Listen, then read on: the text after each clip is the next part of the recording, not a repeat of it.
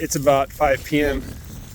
on Friday, January 19th, 2024, and I moved the cows to a new section.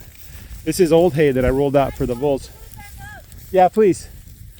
I rolled it out for the bulls, and they ate as much as they could, but you know, they were only in the section for 6 days. So I rolled out a new bale of hay for the cows. I ran into a problem with the water. It was frozen this morning. It is getting below freezing, but not by much. Today's kind of a cold day. Tomorrow is going to be like, I think, in the 40s. So they didn't have water all day. When I went to move the water, or rather repair the water, I started messing with it. And then I guess I broke the ice or something, because then it started floating or flowing. And I put that's a bottle of salt water. It's about a cup of salt in that water. And then somebody told me that lives in this area that you put a bottle of salt water in the water to help keep it from freezing. I'm trying to figure out with my physicist brain about what in the world could possibly cause that to stop it from freezing. And my only thought is that the salt water conducts the cold water to the bottom, where as long as the water's flowing, it really can't freeze. So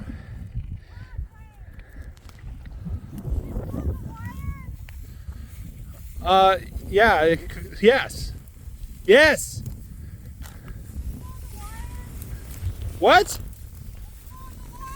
Yes. Anyway, so I bought some cottonseed meal. That's got a bit of protein in there. It's very cheap. It's not very expensive. It's like $15 a bag for a 50-pound bag, which I guess, you know, is a little bit more expensive than it used to be. But these some people they serve they do what's called 2 meal 1 salt, where it's 2 portions of cottonseed meal to 1 portion of salt. I think by weight. It's just salt, nothing else in the salt. And then you also do 1 meal 1 salt, which is 50-50. What I'm gonna do is I'm gonna pull out the troughs. There's troughs in the field there. I'm gonna bring them over here and give some to the cows and give some to the bulls, so they have some protein. Because the hay has a little bit of protein in it. I didn't measure it. I'm just guessing. But certainly when they're grazing on the leftover summer grass, the Bermuda grass, there's no protein in there.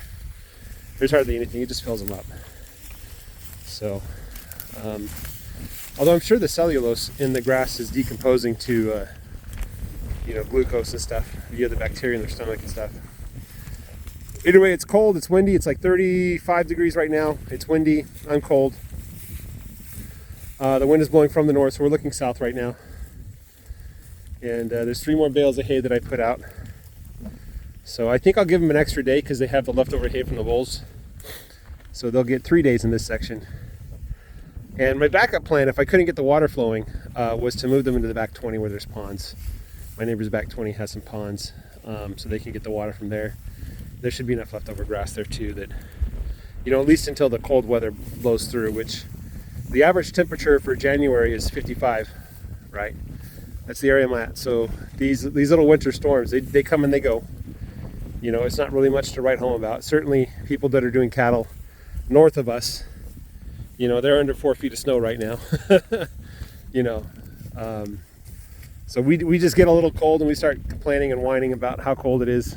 And it's cold, but you know, we get the heat and the warmth in the summer, so we can't complain. All right, guys, have a great day. Take care. Bye-bye.